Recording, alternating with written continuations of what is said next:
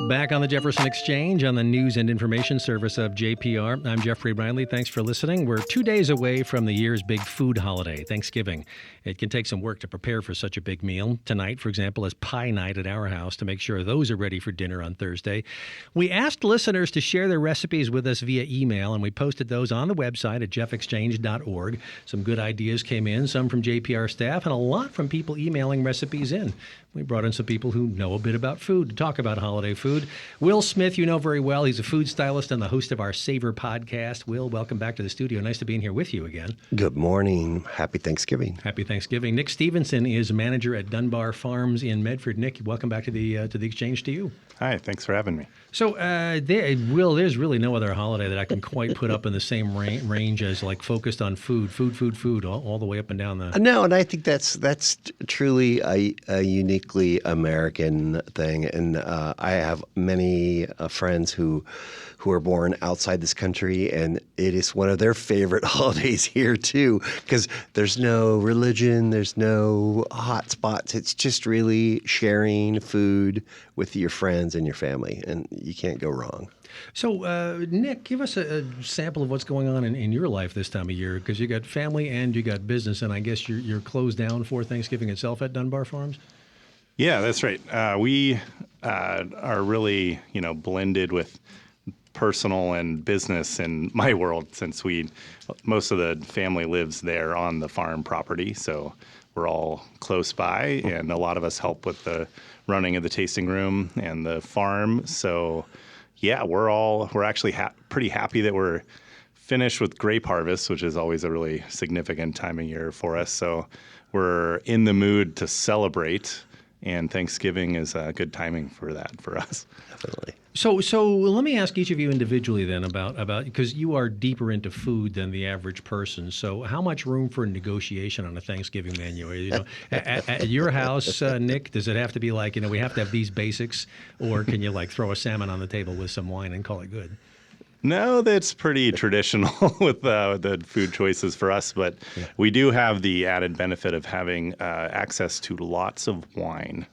Yes. You notice I brought the wine to the question there, too. So, Will, how about you? I mean, you've got all kinds of food experience. And how much are you willing to vary the Thanksgiving menu from? I was just having that conversation with a friend. I would love.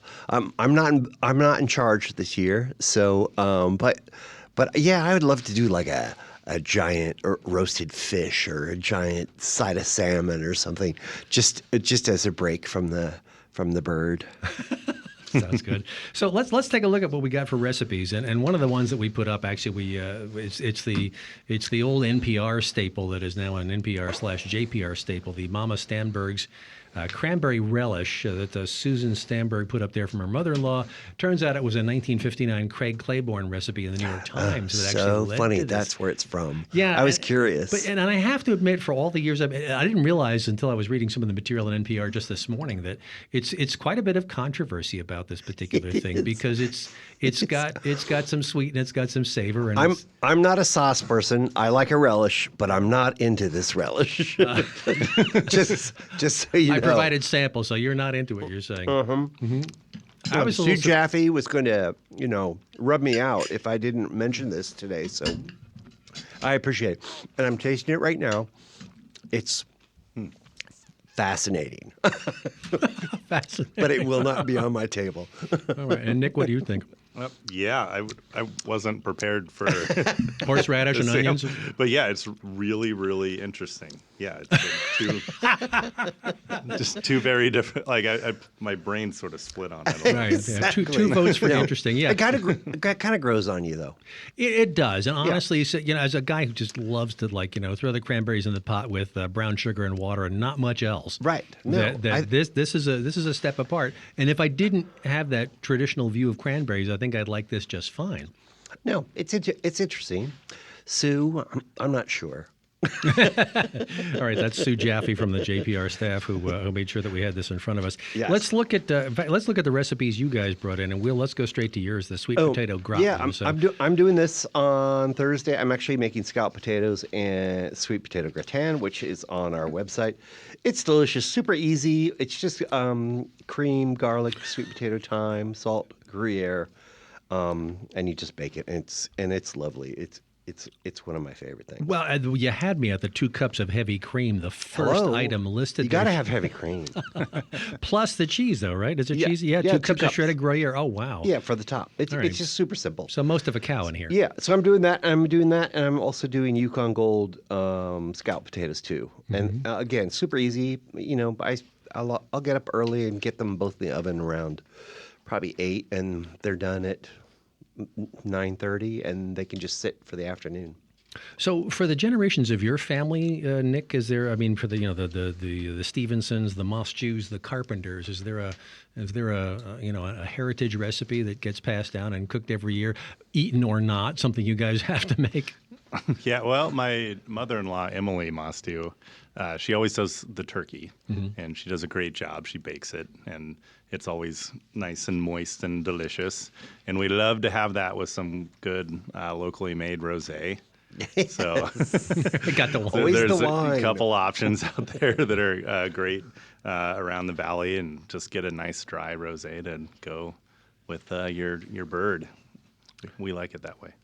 So I had noticed too that there's a fair amount of variation, Will, in turkey preparation. That, first I want to tell everybody you should look at these recipes because there's some really tasty looking things. But one thing I was impressed by, and something that I like to do, is to spatchcock a turkey. So you remove, and I do this with chickens too. So you remove the backbone and flatten it out. So it's all about the same depth. It's all about 3 inches high. So the entire turkey cooks faster. All of it's going to be done at the same time, and all of the skin is fantastic. So kudos to the spatchcock turkey people. But what about stuffing? You can't have stuffing with a spatchcock turkey, can you? Or at least not inside the bird. No, and they say that you shouldn't be doing that anyway because of foodborne illnesses. So this is actually you do your stuffing in a casserole, and that turkey comes out really nice, and it looks actually beautiful once you separate the parts and put it on a platter. It looks great too because it's all toasty brown. Question for you. Yeah. So my sister's coming into town, and she was assigned the stuffing because she's gluten-free. Oh. And she was like, I'm not going to make you suffer through a gluten-free stuffing. But do you have advice around a gluten-free options? No, I mean she could do sort of a rice-based Yeah, I stuffing. think of rice Yeah. or not which is- orzo, but rice. which is really yeah. nice. But you could also use gluten-free bread. But I worry about that steaming. Yeah, I don't know about that. No, neither do I. Yeah, I'd stick with like a wild rice, white rice based Cool, kind of that's a good stuffing idea. with all the same flavorings. Sure, yeah. Yeah. So we have Nick Stevenson from Dunbar Farms and Will Smith, our Savor host here on the Jefferson Exchange, talking about the recipes that folks sent in. So we were just talking about Thanksgiving turkey, mayo roasted Thanksgiving turkey with gravy. Cecilia Lauerman from Ashland sent that in. The recipe originally from Kenji Lopez Alt. And this is interesting, an herb mayonnaise, 1.5 cups of mayonnaise. This sounds delicious. to Yeah, me. a cup of loosely packed fresh parsley leaves. I'm a mayo guy. I could, mayo can go on anything, particularly with poultry. Yeah. No. Scallions, lemon, kosher salt, all kinds of fun stuff going on here. The gravy, and I want to move backwards into the gravy column here because Roman Battaglia from the JPR News staff has a vegan gravy recipe in here where you're starting with either vegan butter or olive oil. And then it looks like the rest of the stuff comes from vegetable stock and some unsweetened non-dairy milk. I bet that's delicious too. The co-op always has incredible vegan gravies on the menu, and something that I haven't done in the past, but certainly I think a great little treat for those of you who don't want to use animal products. Sounds delicious. So, Nick, being in the business of selling food products and wine as well, I mean, what are the questions you get asked a lot this time of year by customers? Well, yeah, people looking for locally sourced produce, and we do grow and sell organic herbs. So this is a good time of year to get some of the rosemary and thyme and sage and some of those things that might be on one of your ingredient lists. And then, yeah, we keep talking about the wine, but definitely people come in looking for some good wines to pair with the food products that we have out there. So we also get a lot of people coming to our tasting room they have friends and family in town, and they're looking for something fun to do, maybe outside the house, or maybe somewhere to go listen to music and drink some alcohol. You're open starting the day after Thanksgiving. Yeah, we're right? closed. We're closed on Thanksgiving, but we'll be open Friday, Saturday, and Sunday. And I do have to mention we have live music on Friday night. We have Becca McAlvage playing at 5:30, and then Saturday we have something that's pretty unique. It's our second year doing this, where we get a giant Clark Griswold Christmas tree, holiday tree, we put on our patio. And we have a Christmas tree lighting ceremony that we do starting at 5 o'clock on Saturday. Very sweet. Santa will be there. Nice. We also have bagpipes. So wow. there's like a music kind of piece to this. So you can bring, come over, sit on Santa's lap, bring your pet. You can bring your dog if you want. So great. Yeah. Or your lizard if you have a pet lizard. I like the National Lampoon Christmas Vacation reference, the Clark Griswold Christmas tree. Yeah. Well, Nick and I were talking before we came on. There is this sort of hesitation still, post-COVID. Of getting together, and we have so many great wineries, Dunbar Farms, so many beautiful places to bring your family, be able to sit outside, have some wine, eat some food, and that's what we want people to do. It's good. Oh, that does sound good.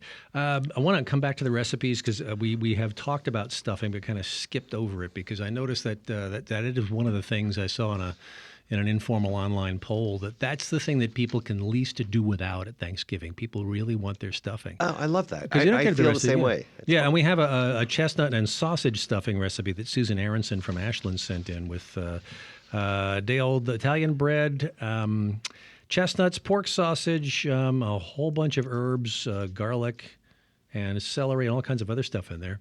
I mean, what are the things that does the stuffing change the flavor of a turkey from your perspective? I don't know, but that was seriously. My grandmother was from Idaho, and she had that very sort of pioneer way of cooking, and all about onions, all about celery, all about butter, all about sage, and you can't go wrong with those three things. No, especially the sage part. Yeah. Oh my God, the best. Yeah, absolutely. I want to make sure we get to desserts before we leave, and we did get a dessert submission from Eric Newman, the JPR news director, for a rum chocolate mousse.